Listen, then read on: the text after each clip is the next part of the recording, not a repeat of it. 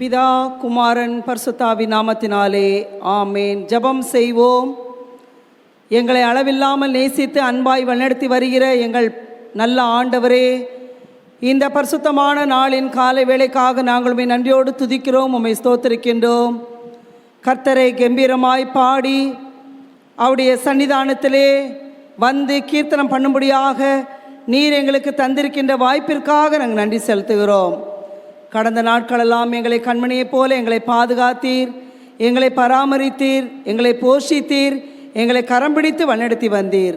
இந்த காலை வேளையிலேயும் உம்முடைய சமூகத்திலே நாங்கள் எங்களுடைய ஸ்தோத்திரத்தையும் எங்களுடைய வணக்கத்தையும் எங்களுடைய நன்றியையும் நாங்கள் தெரிவித்து உம்மை ஆராதிக்கும்படியாக எங்களை கூட்டி சேர்த்த தயவுக்காக நன்றி செலுத்துகிறோம். நீரே மகா தேவனும் எல்லா தேவர்களுக்கும் மகாராஜனுமாய் இருக்கிறீர் என்பதை இந்த காலை வேளையிலேயும் நாங்கள் உணர்ந்து நாங்கள் வந்திருக்கின்றோம். இந்த காலை வழிபாட்டை எங்களுக்கு நீர் ஆசீர்வதித்து தாரும். வந்த ஒவ்வொருவரும் ஆண்டவரே உம்முடைய வார்த்தைகளாலே திருப்தியாக்கப்பட்டு கடந்து செல்ல நீர் அருள் புரிய வேண்டுமாய் உம்மிடத்தில் மன்றாடுகின்றோம். பரிசுத்த அலங்காரத்துடன் கர்த்தரை தொழுது கொள்ள எங்களுக்கு நீ தந்திருக்கின்ற வாய்ப்பிற்காக நன்றி செலுத்துகிறோம். எங்களுடைய உள்ளந்தரியங்களை ஆராய்ந்து பார்த்து ஆண்டவரே நாங்கள் உம்மை பிரதிபலிக்க எங்களுக்கு அருள் புரிய வேண்டுமாய் உம்மிடத்தில் மன்றாடுகின்றோம். இந்த ஆராதனை துவக்கம் முதல் முடிவு மட்டும் நீரே பொறுப்படுத்தி நடத்தும். எங்களை ஆசீர்வதித்து அனுப்பும். இயேசு கிறிஸ்துவின் நாமத்தில் வேண்டிக் கொள்கிறோம் ஜெபங்கேளும் நல்ல பிதாவே, ஆமேன். நம்முடைய ஆராதனைக்கு ஆரம்பமாக நாம் யாவரும் எழுந்து நின்று பாமாலையிலே 267வது பாமாலையை பாடுவோம். போற்றும் போற்றும் புண்ணியநாதரை போற்றும்.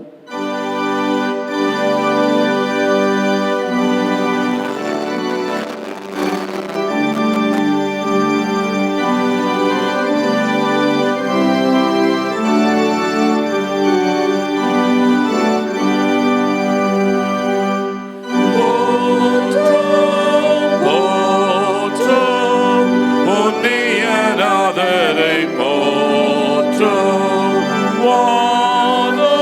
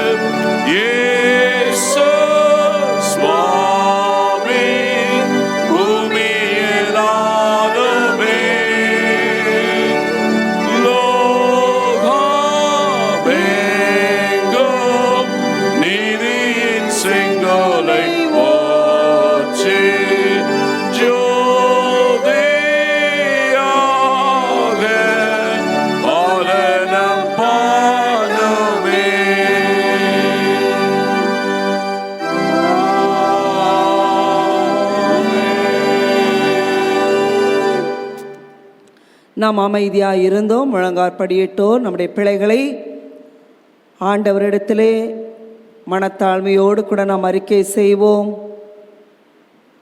கடந்த நாட்களிலே நாம் அறிந்தோ அறியாமலோ செய்த தவறுகள், பாவங்கள், தவறான எண்ணங்கள், செய்கைகள், இவைகளிலிருந்து ஆண்டவர் நம்மை விடுவித்து ரட்சித்து அவருடைய மீட்பை தரும்படியாக நாம் மன்றாடுவோம்.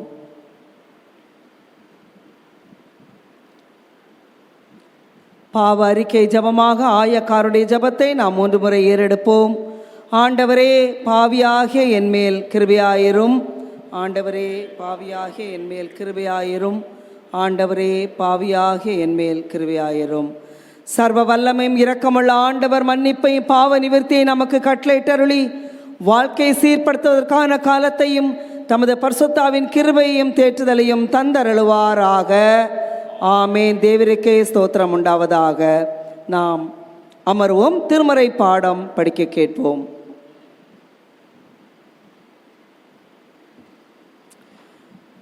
இன்றைய நாளுக்காக குறிக்கப்பட்ட திருமறை பாடம் தானியேலின் தீர்க்கதரிசன புஸ்தகம் 3ஆம் அதிகாரம் வசனங்கள் 12 முதல் 18 வரை. தானியேல் 3:12 முதல். பாபிலோன் மாகாணத்தின் காரியங்களை விசாரிக்கும்படி நீர் ஏற்படுத்தின சாத்ராக், மேஷாக், ஆபேத்நேகோ என்னும் யூதரான மனுஷர் இருக்கிறார்களே, அவர்கள் ராஜாவாகிய உம்மை மதிக்கவில்லை. அவர்கள் உம்முடைய தேவர்களுக்கு ஆராதனை செய்யாமலும் நீர் நிறுத்தின பொற்சலையை பணிந்து கொள்ளாமலும் இருக்கிறார்கள் என்றார்கள். அப்பொழுது நேபுகாத் நேச்சார் உக்கிர கோபம் கொண்டு சாத்ராக்கையும் மேஷாக்கையும் ஆபேத்நேகோவையும் அழைத்து கொண்டு வரும்படி கட்டளையிட்டான். அவர்கள் அந்த புருஷரை ராஜாவின் சமூகத்தில் கொண்டு வந்து விட்டபோது நேபுகாத் நேச்சார் அவர்களை நோக்கி, சாத்ராக், மேஷாக், ஆபேத்நேகோ என்பவர்களே, நீங்கள் என் தேவர்களுக்கு ஆராதனை செய்யாமலும் நான் நிறுத்தின பொற்சிலையை பணிந்து கொள்ளாமலும் இருக்கிறது மெய்தானா?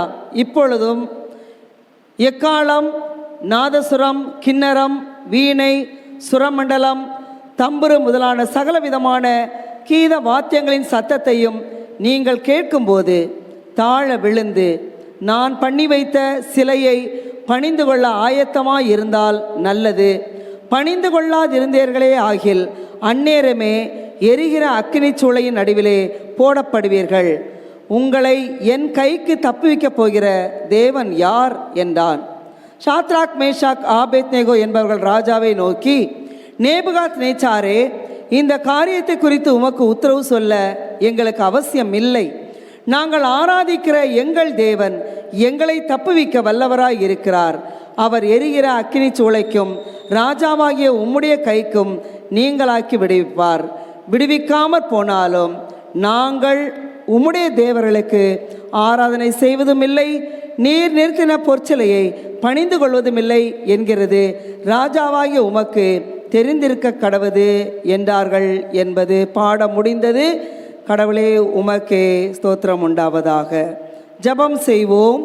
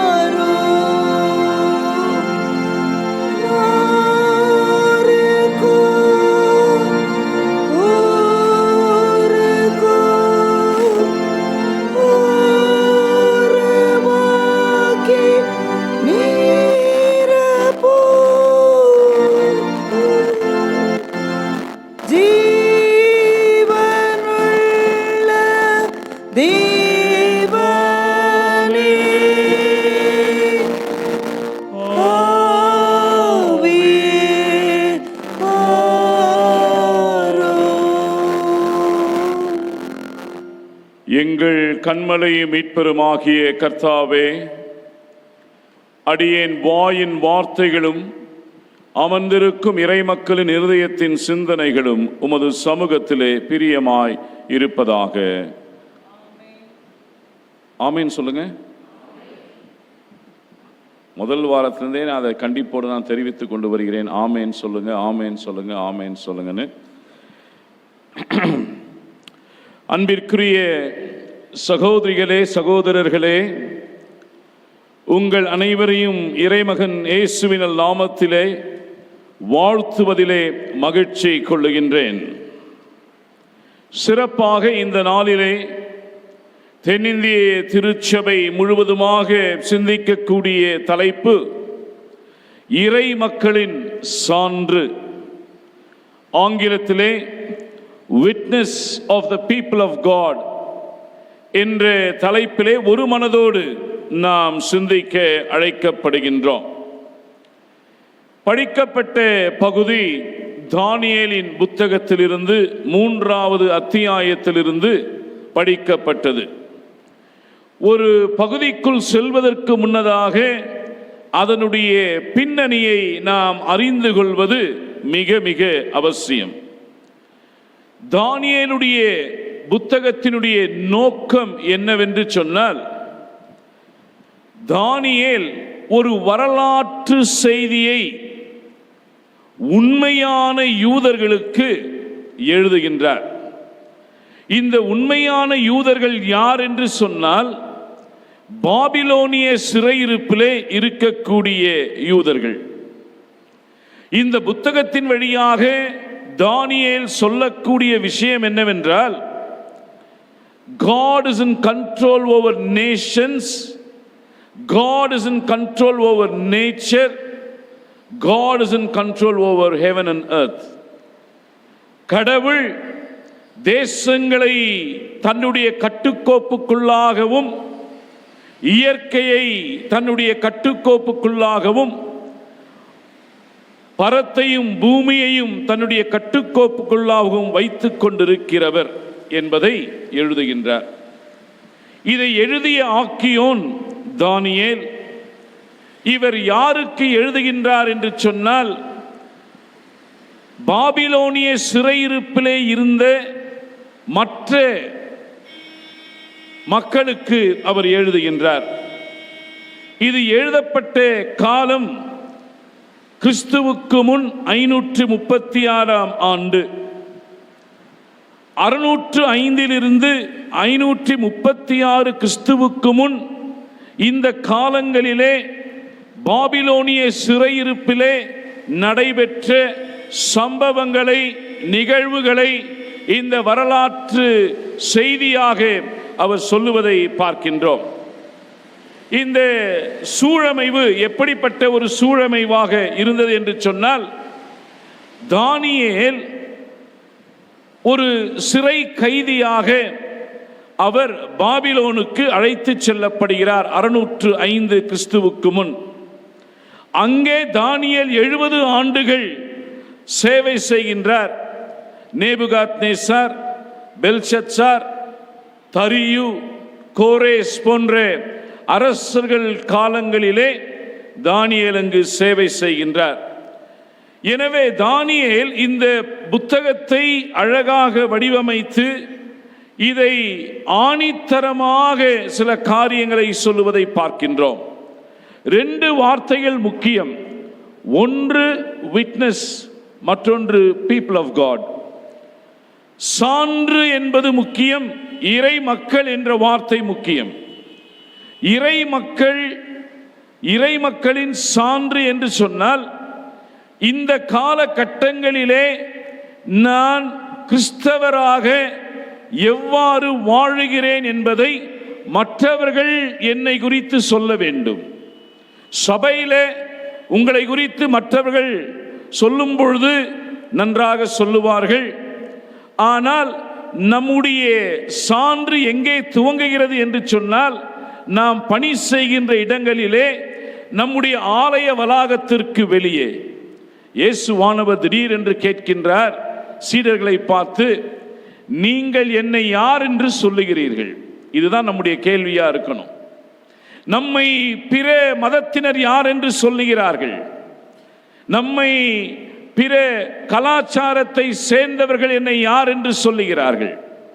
சான்று என்பது இப்படியாக மற்றவர்கள் என்னை பார்க்கின்ற பொழுது கிறிஸ்துவை என்னிலே காணக்கூடிய ஒரு நிலையிலே வாழுகின்ற பொழுது அது சிறப்பிற்குரிய ஒரு சான்றாக அமையும் என்று சொன்னால் அது மிகையாகாது.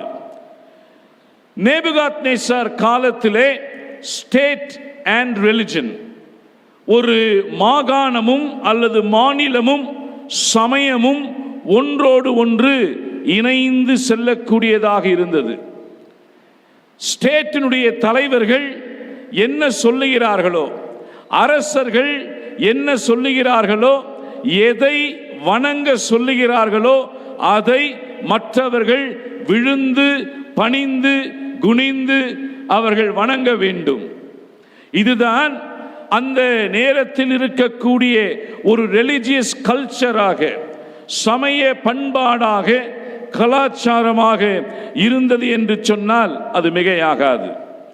எனவே நேபுகாத்நேச்சார் 90 அடி உயரம் 90 அடி அகலத்திலே ஒரு சிலையை செய்கின்றார். என்ன சிலை அது? என்ன சிலை?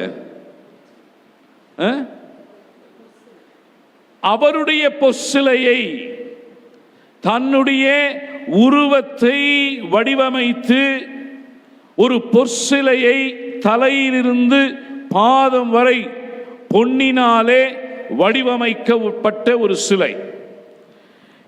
ஏன் இதை செய்கின்றார் என்று சொன்னால், ஒரு தந்திரமான ஒரு சூழ்நிலையை நேபுகாத்நேச்சார் உருவாக்குகின்றார். என்ன தந்திரமான சூழ்நிலை? அனைத்து தேசத்தையும் இணைத்து தன்னுடைய அதிகாரத்தை மையப்படுத்துவதற்காக ஒரே வழிபாட்டை, ஒரே தெய்வத்தை மக்கள் வணங்க வேண்டும் என்பதற்காக நேபுகாத்நேச்சார் அரசர் இதை சூழ்ச்சியாக இதை செய்கின்றார். இன்றைக்கும் நம் வாழுகின்ற காலகட்டங்களிலே ஒரே மதம், ஒரே மொழி, ஒரே நாடு, ஒரே ரேஷன் அட்டை, ஒரே கலாச்சாரம் என்ற சூழமையிலே வாழ்ந்து கொண்டிருக்கின்றோம். நேபுகாத்நேச்சார் காலத்தையும் இன்றைக்கு நாம் வாழக்கூடிய காலத்தையும் ஒப்பிட்டு பார்க்க வேண்டும். ஏனென்று சொன்னால், அங்கேயும் நேபுகாத்நேச்சாருடைய தந்திரம் ஒரே சமயத்திற்குள், ஒரே வழிபாட்டிற்குள் மக்கள் வர வேண்டும்.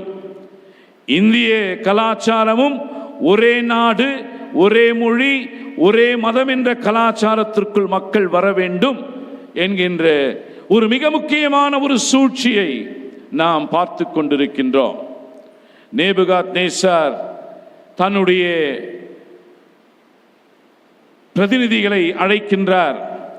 அவர் அழைத்து சொல்லுகின்றார், அறிவு படைத்த, ஆற்றல் படைத்த, ஞானம் படைத்த, நல்ல திறன்கள் படைத்த, அழகான, அருமையான, ஆரோக்கியமான வாலிபர்களை சிறைபிடித்து வந்து கல்தேயர் மொழியை அவர்களுக்கு கற்றுக் கொடுத்து அரச உணவை அவர்களுக்கு வழங்கி 3 வருடம் அவர்களை வளர்த்து பிறகு என் முன்னாக கொண்டு வந்து நிறுத்த வேண்டும் என்று சொல்லுகின்றார். தானியேல் 1ஆம் அதிகாரத்திலே 3, 4, 5 வசனங்களை நம்ம படிக்கிறோம். எனவே அப்போ 4 மிக முக்கியமான நபர்கள் சிறைபிடிக்கப்படுகிறார்கள். தானியேல், சொல்லுங்க, அனனியா, அசரியா, மிஷாவேல். சரியா? இந்த அனனியா, அசரியா, மிஷாவேல் தான் ஷாத்ராக், மேஷாக், ஆபேத்நேகோ என்று அழைக்கப்படுகிறார்கள். அனைவரையும் ஒரு நாள் அழைத்து சுரமண்டலம் முழங்க வேண்டும், கீத வாத்தியங்கள் வாசிக்கப்பட வேண்டும். இதெல்லாம் இசையோடு முழங்குகின்ற பொழுது அனைவரும் என்ன பண்ணணும்? அந்த பொற்சிலையை பணிந்து வணங்க வேண்டும் என்ற ஒரு கட்டளை பிறப்பிக்கப்படுகிறது. கீத வாத்தியங்கள் எல்லாம் வாசிக்கப்படுகின்றது, இசையெல்லாம் முழங்குகிறது. எல்லோரும் வரிசையில் நிற்கிறாங்க.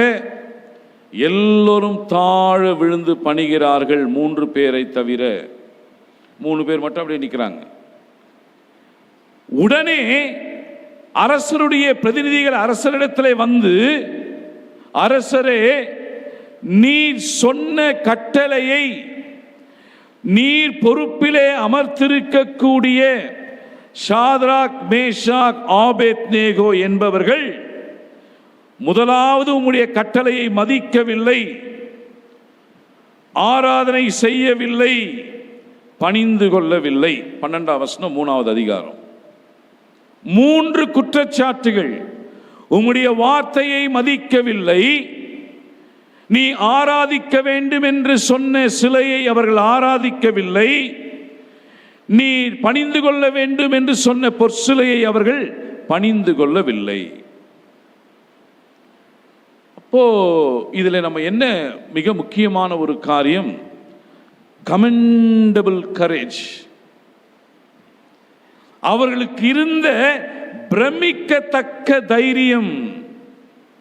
கிறிஸ்தவ விசுவாசிகளே, திருச்சபையே, இந்த பிரமிக்கத்தக்க தைரியம் பல நேரங்களிலே காம்ப்ரமைசிங் ஆட்டிடியூடோட போயிடுவோம்.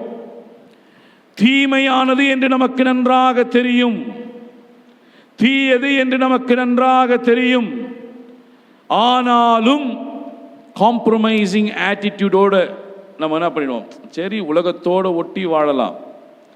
நேற்றைய தினத்திலே லே பிரீச்சர்ஸ்க்கு அக்டோபர் மாதத்தினுடைய 4 அருளுரைகளையும் அவர்களுக்கு நாங்கள் இங்கே போர்டு வைத்து பாடமாக நானும் ஆயர் அருள் இந்திரா பால் அவர்களும் நடத்தினோம். 4 வாரங்களுக்கு எப்படி பிரசங்கிக்க வேண்டும், எதை பிரசங்கிக்க வேண்டும் என்பதை அவர்களுக்கு பாடம் நடத்திய பொழுதும் கூட வலியுறுத்தி சொன்ன ஒரு மிக முக்கியமான ஒரு காரியம், காம்ப்ரமைஸ். எதற்கு காம்ப்ரமைஸ் ஆக முடியும்? Compromise or confrontation, the culture of resistance. இங்கு ஷாத்ராக், மேஷாக், ஆபேத்நேகோ நமக்கு யாவே கடவுள் வழியாக சொல்வது, தீமையை எதிர்த்து நில். Culture of resistance. எஸ்மேனா இருக்கணும்னு அவசியம் இல்லை. ஒருவேளை நம்ம அந்த கான்டெக்ட்ல இருந்திருப்போமே என்று சொன்னால், உயிருக்கு பயந்து நேபுகாத்நேச்சாருடைய வார்த்தையை மதித்து பணிந்து ஆராதித்திருப்போம். கமெண்டபிள் கரேஜ், சான்று, தைரியம்.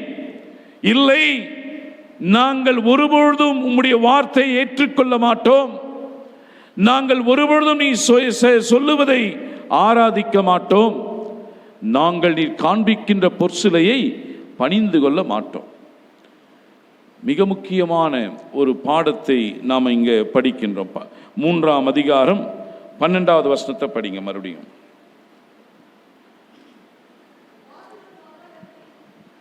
பாபிலோன் மாகாணத்தின் காரியங்களை விசாரிக்கும்படி நீர் ஏற்படுத்தின ஷாத்ராக், மேஷாக், ஆபேத்நேகோ என்னும் யூதரான மனுஷர் இருக்கிறார்களே, அவர்கள் ராஜாவாகிய உம்மை மதிக்கவில்லை,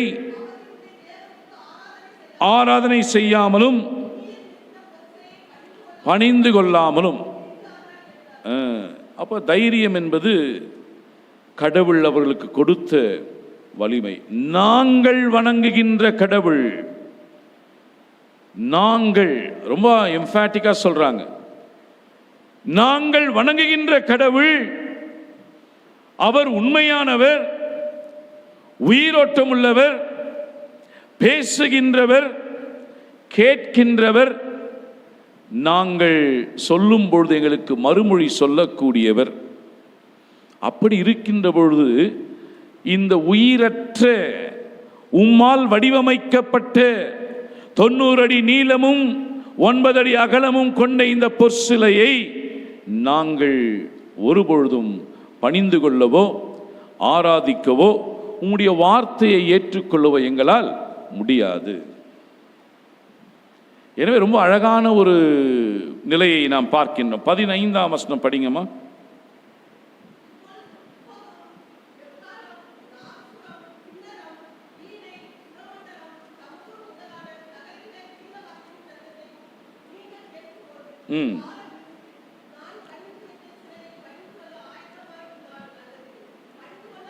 பணிந்து கொள்ளாதிருக்கையில் அந்நேரமே எரிகிற அக்கினி சூளை நடுவிலே போடப்படுவீர்கள். உங்களை என் கைக்கு தப்புவிக்கப் போகிற கடவுள் யார், தேவன் யார் என்றான். ரெண்டாவது சாய்ஸ், ரெண்டாவது சான்ஸ் கொடுக்குறாங்க.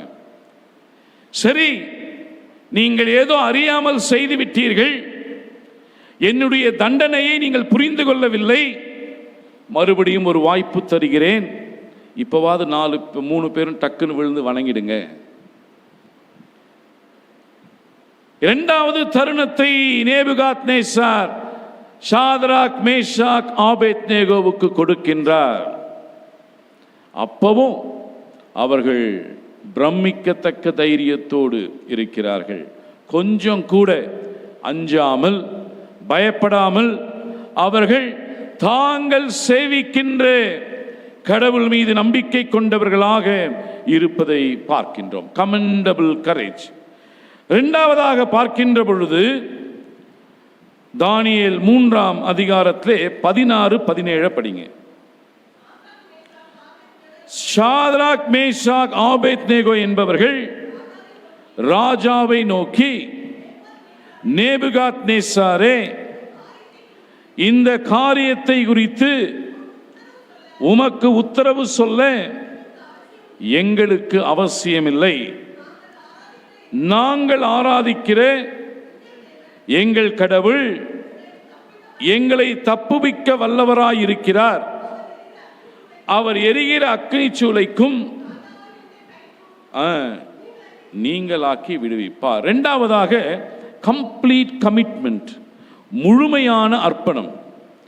அவர்கள் எந்த அளவிற்கு யாவே கடவுளை நம்பி இருப்பார்கள் என்று சொன்னால், அவர்கள் எந்த அளவிற்கு அவர்கள் மீது சார்ந்திருப்பார்களே என்று சொன்னால், இப்படி ஒரு அர்ப்பணம் இருக்கும். யோசிச்சு பாருங்க. தீமைக்கு எதிர்த்து நிற்கக்கூடியது ஒரு அர்ப்பணம், அநீதிக்கு எதிர்த்து நிற்பது ஒரு அர்ப்பணம், அநியாயத்திற்கு எதிர்த்து நிற்பது ஒரு அர்ப்பணம். நம்முடைய பற்றுறுதி இப்படிப்பட்ட நிலைகளிலே காணப்பட வேண்டும். ஊரோட ஒட்டி வாழு, இல்லை ஊரோட ஒத்துப்போ, நமக்கு கிடையாது. திருமறை அதை நமக்கு சொல்லவில்லை. 100 பேர் எப்படி இருக்கிறார்களோ நீங்கள் வித்தியாசமானவர்களாக இருங்கள். Do not be a Xerox copy of another person. ஒருவருடைய நகலாக நாம் வாழ வேண்டும் என்ற அவசியம் இல்லை. கடவுள் உங்களுக்கு ஒரு கிரியேட்டிவிட்டியை கொடுத்திருக்கிறாரு, உங்களுக்கு ஒரிஜினாலிட்டியை கொடுத்திருக்கிறாரு, உங்களுக்கு ஆற்றலை கொடுத்திருக்கிறார், உங்களுக்கு நல்ல அறிவை கொடுத்திருக்கின்றார், உங்களுக்கு பகுத்தறியக்கூடிய ஞானத்தை கொடுத்திருக்கின்றார். எனவே மற்றவர்கள் ஒரு தீமையான ஒரு காரியத்தை சொல்லும் பொழுது நீங்கள் காம்ப்ரமைஸ் ஆகக்கூடாது. நீங்கள் கல்ச்சர் ஆஃப் ரெசிஸ்டன்ஸ், அதை எதிர்த்து போராடக்கூடியவர்களாக இருக்க வேண்டும் என்பதை இந்த பகுதி சொல்லுகிறது. இங்கே இவர்கள் சொல்லுகிறார்கள், அவ்வளோ பெரிய அரசரை பார்த்து, நேபுகாத்நேசாரே, இந்த காரியத்தை குறித்து உமக்கு உத்தரவு சொல்ல எங்களுக்கு அவசியம் கிடையாது. அப்படின்னா என்ன அர்த்தம்? Who are you? Who are you to dictate terms to me, terms to us? உத்தரவு சொல்ல எங்களுக்கு அவசியம் இல்லை. நாங்கள் ஆராதிக்கின்ற எங்கள் கடவுள் எங்களை தப்புவிக்க வல்லவராயிருக்கிறார். அவர் எரிகிற அக்னி சூளைக்கும் ராஜாவாகி உம்முடைய கைக்கும் நீங்களாக்கி விடுவிப்பார். 100% கமிட்மெண்ட். முழுமையான அவர்கள் கடவுளுக்கு நேராக செய்து கொண்ட ஒரு அர்ப்பணம் இல்லையா? கிறிஸ்துவுக்கள் அன்பார்ந்தவர்களே, ஒரு நாள் வழிபாட்டிலே திடீரென்று முகமூடி அணிந்து கொண்டு ஒரு 3-4 பேர் உள்ள வந்துட்டாங்க. சர்ச் உள்ள AK-47 ரைஃபிள் எடுத்துக்கொண்டு உள்ளே வந்துடுறாங்க. வந்து சபையாரை பார்த்து கேட்கிறார்கள், யார் பாடினது நான் நிற்கும் பாறை கிறிஸ்துதான் என்று. ஒன்று சபையாரெல்லாம், நாங்கள் ஏங்க பாட போகிறோம், இது எங்களுக்கும் கிறிஸ்துவுக்கும் சம்பந்தமே கிடையாதுங்க, நீங்கள் ஆர்கனிஸ்ட்டை கேளுங்க, அவர் தாங்க வாசித்தாரு, நாங்கள் ஏங்க பாட போகிறோம். ஆர்கனிஸ்ட் பக்கம் திருப்புறாங்க AK-47. யார் இந்த பாடலை பாடியது நான் நிற்கும் பாறை கிறிஸ்து தான். ஏங்க நாங்கள் ஏங்க பாட போகிறோம், ஐயர் வந்து இந்த பாட்டை சூஸ் பண்ணி கொடுத்தாரு, நான் வாசிச்சேங்க, அவ்வளோதாங்க, எனக்கு இதுக்கும் சம்பந்தமே கிடையாது. ஆயர்களிடம் அவர் அந்த AK-47 திருப்பும் பொழுது ஒரு சின்ன பையன் சபையிலிருந்து எழுந்து நிற்கிறானாம். நான் தான் பாடினேன், நான் நிற்கும் பாறை கிறிஸ்துதான் என்று சொல்லி சபையாரெல்லாம் அப்படியே பிரமித்து போனார்களாம். உடனே இந்த முகமூடியை கழற்றியவர்கள் எல்லாம் அந்த சர்ச்சுடைய யூத்தம் வாலிபர்களாம், அனைவருடைய விசுவாசத்தின் டெஸ்ட் பண்ணுறதுக்காக ஒரு சின்ன ஒரு குறுநாடகத்தை போல சபையிலே அப்படி அவர்கள் அதை நடித்து காண்பித்தார் என்ற ஒரு உதாரணத்தை சொல்லுவார்கள். எதற்கு இதை நான் சொல்கிறேன் என்று சொன்னால், நாம் வந்து நம்முடைய விசுவாசம், பவுலடிகளார் சொல்றார், நான் செத்தாலும் கிறிஸ்துவுக்காக தான் சாவேன், நான் வாழ்ந்தாலும் கிறிஸ்துவுக்காக தான் வாழ்வேன். மரணத்தை கண்டு அஞ்சுகிறவன் கிறிஸ்தவனாக இருக்க முடியாது. தலை அறுக்கப்பட்டு தலைக்கீழாக சிலுவையிலே அடிக்கப்பட்டு வைக்கோல் நடுவே கொளுத்தி வைக்கப்பட்டு பத்மு தீவுக்கு நாடு கடத்தப்பட்டு இப்படிதான் செத்தாங்க எல்லாரும், கிறிஸ்துவை நம்பினவர்கள் எல்லாம். அப்ப நம்ம எம்மாத்திரம் இங்கே சொல்லுகிறார்கள், நாங்கள் உனக்கு பதில் சொல்ல வேண்டும் என்ற அவசியம் எங்களுக்கு இல்லை. எங்களுடைய ஆண்டவர், எங்களுடைய கடவுள் எங்களை காப்பாற்ற வல்லவராய் இருக்கிறார். உன் கைக்கும் எங்களை நீங்களாக்கி விடுவிப்பார். முழுமையான அர்ப்பணம், கம்ப்ளீட் கமிட்மெண்ட். நம்முடைய கமிட்மெண்ட்ல எப்போதும் நம்ம ஃபெயில் ஆகவே கூடாதுங்க. நம்முடைய அர்ப்பணத்தில் ஃபெயில் ஆகவே கூடாது. முழுமையான நிறைவான ஒரு அர்ப்பணமாக இருக்க வேண்டும். ஆற்றிலே ஒரு கால், சேற்றிலே ஒரு கால். நான் கிறிஸ்துவையும் பிரியப்படுத்திக் கொள்ளுவேன், நான் உலகத்தையும் பிரியப்படுத்திக் கொள்ளுவேன் என்ற ஒரு நிலை. இந்த டபுள் ஸ்டாண்டர்ட் எப்போதுமே டேஞ்சரஸ். எடுத்த ஒரு ஸ்டாண்ட் எடுத்துருங்க கரெக்டா, அதுலேயே நின்றுடலாம். ஆனால் கேட் ஆன் த வால் அப்படின்னு மதில் மேல் இருக்கின்ற பூனை போல் இருக்க முடியாது. விசுவாசியே, ஜாக்கிரதையான ஒரு விசுவாசத்தை வெளிப்படுத்து. முழுமையான அர்ப்பணம். கடைசியாக 18வது வசனம் படிங்க. இங்கதான் முக்கியமான ஒரு காரியம். விடுவிக்காமற் போனாலும் நாங்கள் உம்முடைய கடவுளுக்கு ஆராதனை செய்வதும் இல்லை, பணிந்து கொள்வதும் இல்லை. விசுவாசம் என்பது நம்பப்படுகின்றவர்களின் உறுதியும் காணப்படாதவைகளின் நிச்சயமாய் இருக்கு. நம்புறதுல உறுதியா இருந்துருங்க, காணாததுல நிச்சயமா இருந்துருங்க. இதான் விசுவாசம். எனவே நம்முடைய விசுவாசத்திலே நல்ல உறுதியான விசுவாசம், கான்ஃபிடென்ட் ஃபெய்த். 3 C சொன்னேன். Commendable courage, complete commitment, confident faith. பிரமிக்கத்தக்க தைரியம், முழுமையான அர்ப்பணம், உறுதியான விசுவாசம். அப்போ பல நேரங்களிலே இன்றைக்கு கிறிஸ்தவர்கள் நன்மையை பெற்றுக்கொண்டால் மட்டும் என்ன சொல்லுவோம்? அல்லேலூயான்னு சொல்லுவோம். நமக்கு ஏதாவது ஒரு சுகவீனமோ பலவீனமோ கஷ்டமோ பாடுகளோ துன்பங்களோ வந்துட்டா வாயிலிருந்து ஏன் ஒரு வார்த்தை வரும்? இது விசுவாசம் அல்ல. யோபு சொல்லுகின்றாரே, நன்மையை பெற்றுக்கொண்ட நான் கடவுளிடமிருந்து தீமையை பெறாமல் இருப்பது எப்படி? இல்லையா? எனவே அன்பிற்குரியோரே, நம்முடைய விசுவாசம் பெறுவதில் மட்டுமல்ல, நம்முடைய விசுவாசம் எனக்கு பெறாமல் இருந்தாலும் கூட நான் கிறிஸ்துவையே நான் வழிபடுவேன். அதான் இங்க சொல்றாங்க, இவங்க தெளிவா சொல்றாங்க. இந்த பார், நேபுகாத்நேச்சாரே, எங்களை காப்பாற்ற அவர் வல்லவர், காப்பாற்றாமல் போனாலும் கூட, எங்களை விடுவிக்காமல் போனாலும் கூட, நீ காண்பித்திருக்கிற பொற்சிலையை நாங்கள் பணிந்து கொள்ளவோ வணங்கவோ மாட்டோம். இதுதான் விசுவாசம். The true faith, the genuine faith, the unblemished faith, கரையற்ற ஒரு விசுவாசம், அப்பழுக்கற்ற ஒரு விசுவாசம், உறுதிப்பாடோடு கூடிய ஒரு விசுவாசம். மரணப்படுக்கையில் இருந்தாலும் கூட, ஆண்டவரை ஒருபொழுதும் நான் உன்னை மறுதலிக்க மாட்டேன், ஆண்டவரை ஒருபொழுதும் நான் உன்னை மறுதலிக்க மாட்டேன்.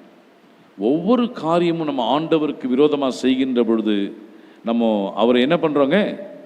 மறுதலிக்கிறோம். அவரை காட்டி கொடு. யூதாஸ் காரியத்தை ஒரு முறை காட்டி கொடுத்தான், பேதுரு 3 முறை மறுதலிச்சான். ஆனால் நம்ம ஒரு நாளைக்கு 3000 முறை காட்டி கொடுக்குறோம், 3000 முறை மறுதலிச்சுக்கிட்டு இருக்கோம். மாற வேண்டும். என் விசுவாசமானது அப்பழுக்கற்ற விசுவாசமாக இருக்க வேண்டும் என்பதை உணரணும். இவர்களை தூக்கி கொண்டு குண்டு கட்டாக கட்டி போடுகிறார்கள். தூக்கி கொண்டு போனவங்களெல்லாம் என்ன ஆயிடுச்சு? அக்கினி சுவாலை அவர்களை அழித்து போட்டது. இவர்கள் 3 பேரையும் போடுகிறார்கள். இவர்கள் நேபுகாத்நேச்சார் பார்க்கின்றார், ஷாக் ஆயிடுறார்.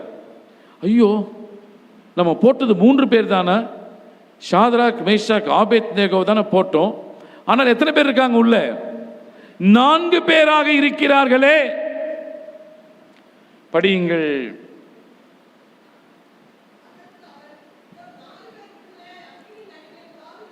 காண்கிறேன்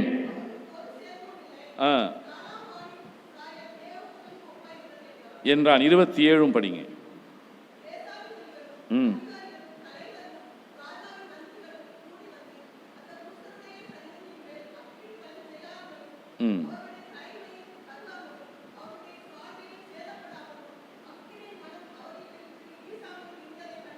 ஒரு முழுமையான நிறைவான விசுவாசத்தினுடைய பலன் இதுதான்.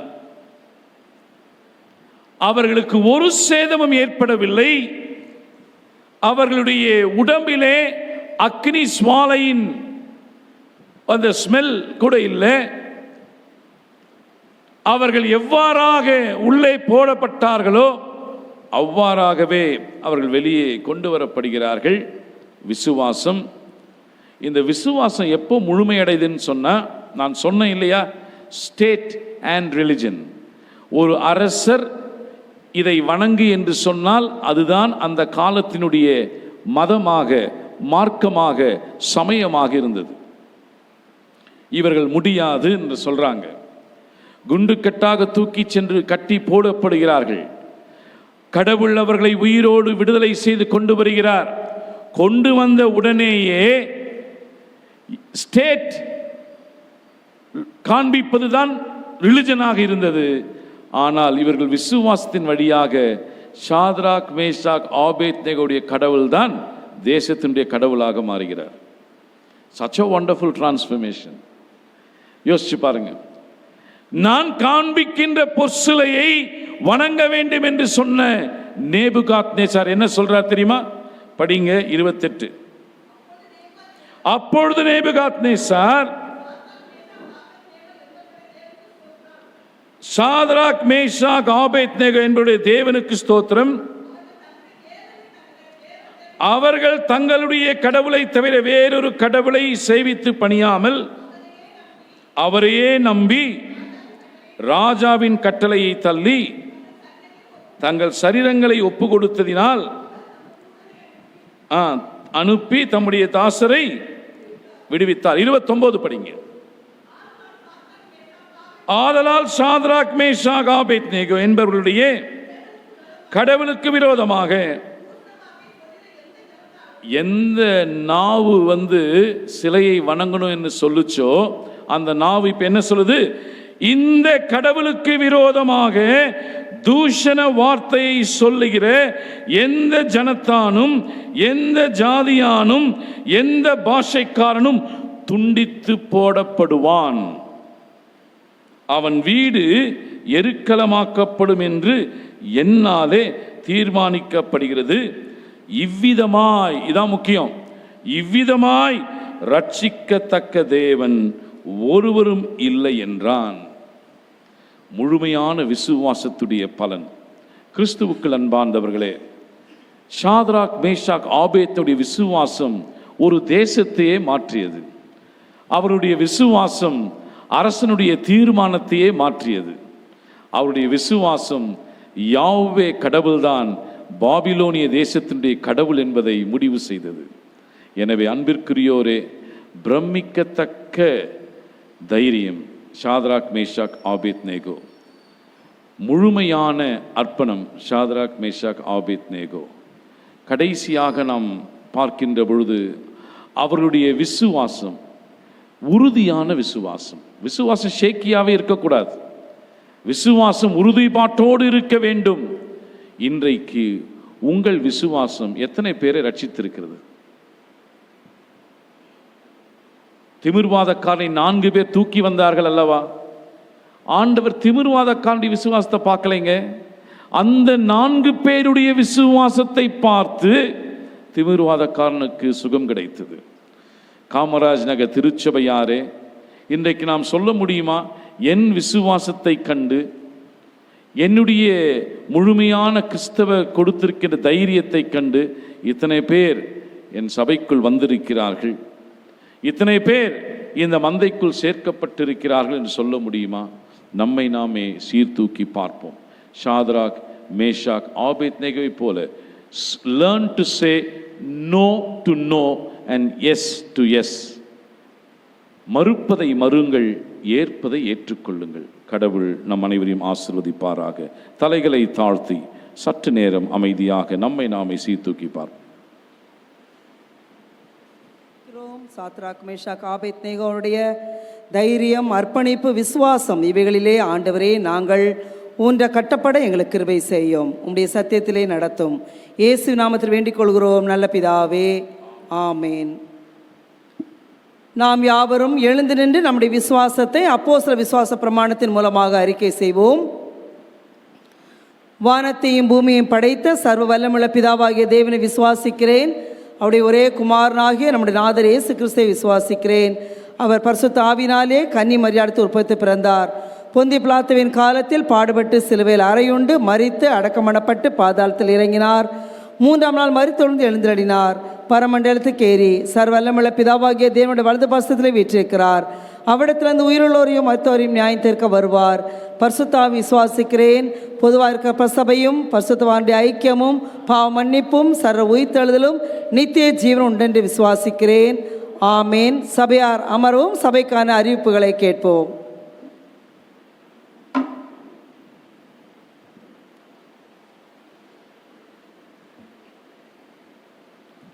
சபைக்கான அறிவிப்புகள். பாடல் பாடுகின்ற பொழுது உங்களுடைய அறுப்பின் தோத்திர காணிக்கை உரைகளை நீங்கள் அந்த கண்டெய்னரில் படைக்கும்படியாக அன்போடு அழைக்கின்றோம். சந்தா உரைகள், ஸ்தோத்திர காணிக்கைகள் அனைத்தையும் நீங்கள் படைக்கலாம். இன்று காலை 11 மணிக்கு கதீட்ரல் பேராலயத்திலே 11 பேர் டீக்கன்களாக இருந்தவர்கள் ஆயர்களாக அருட்பொழிவு செய்யப்படவிருக்கின்றார்கள். நமது பேராயர் அவருடைய தலைமையிலே இந்த அருட்பொழிவு வழிபாடு நடைபெறவிருக்கிறது. எனவே இதற்காக ஜெபிக்கவும், இதில் பங்கேற்க விரும்பினால் நீங்கள் அங்கு சென்று 11 மணிக்கு பங்கேற்கலாம். எனவே இந்த அறிவிப்பை உங்களுக்கு அறிவிக்கின்றோம். நம்முடைய பேராயத்தினுடைய மிஷன் ஃபெஸ்டிவல் ஒருவேளை கொண்டாடப்படவிட்டாலும் அவர்கள் நமக்கு சில புத்தகங்களையும் புக்மார்க்கஸையும் காணிக்கை உரைகளையும் கொடுத்திருக்கிறார்கள். அடுத்த ஞாயிற்றுக்கிழமை சபை மக்களுக்கு அது வழங்கப்படும். இந்த நாளிலே பிறந்த நாட்கள், திருமண நாட்களை காணுகின்றவர்கள் அந்தந்த இடத்திலே எழுந்து நிற்கும்படியாக அன்போடு அழைக்கின்றேன்.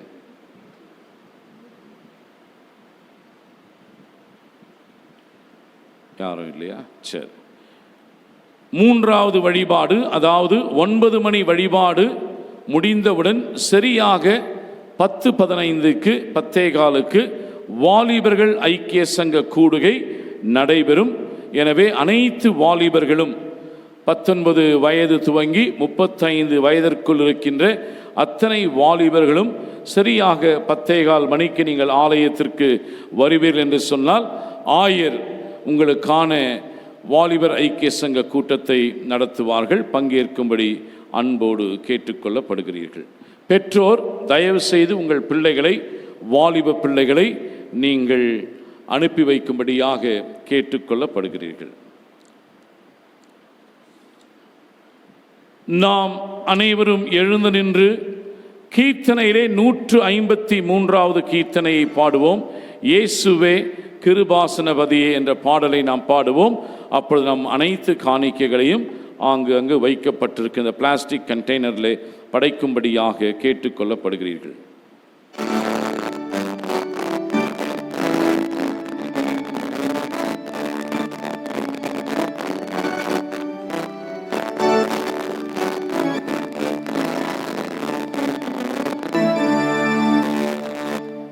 இயேசுவே கிருபாசனபதியே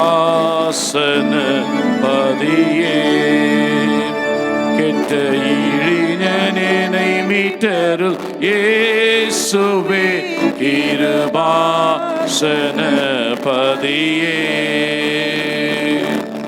காசினியில் உன்னை அன்றி தாசனேன காதரவு கண்டீரின் சருவ வல்ல மண்டல தீபா. உன்னை அன்றி தாசனேன காதரவு கண்டீரின் சருவ வல்ல மண்டல தீபா. நேசமாயிழைக்கு இறங்கி மோசமானுகாது காத்து நித்தனே ஏனை திருத்தி வைத்தருள் புத்தி வருத்தி. இயேசுவே கிருபாசனபதியே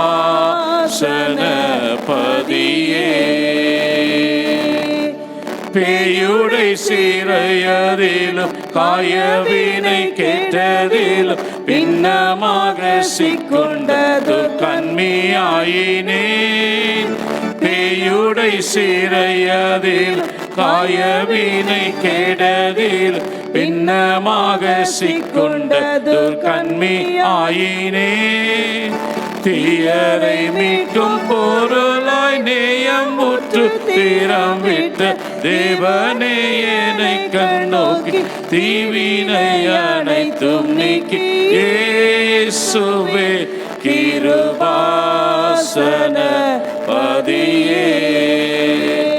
கெட்ட இழிஞனை மீட்டருள். இயேசுவே கிருபாசனபதியே.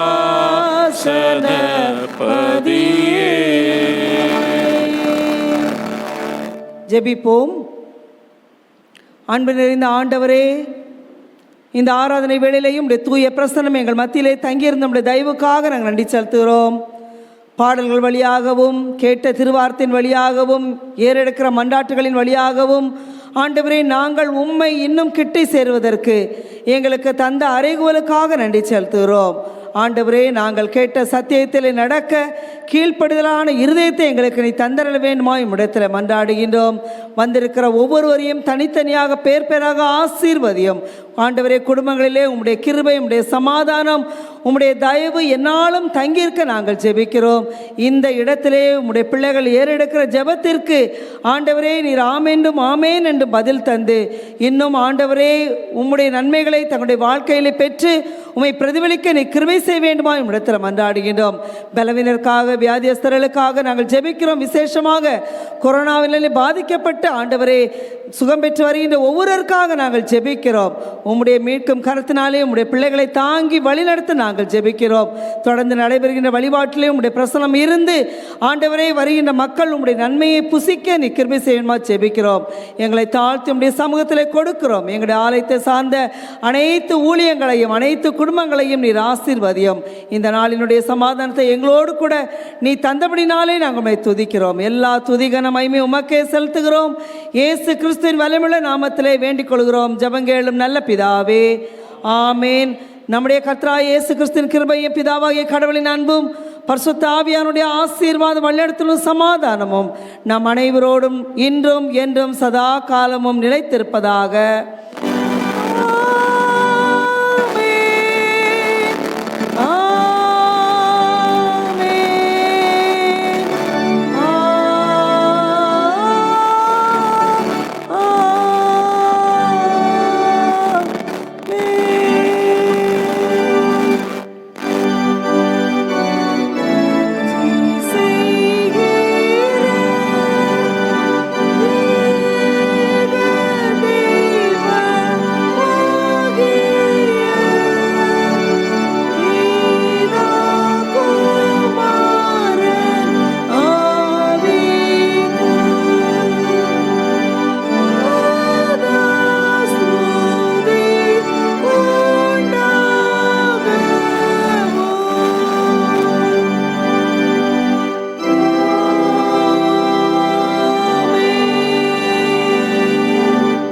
கர்த்தர் உங்களோடு இருப்பாராக. தேவ சமாத்தோடு நாம் புறப்பட்டு செல்ல கடவோம் நாமத்தினாலே. ஆமேன்.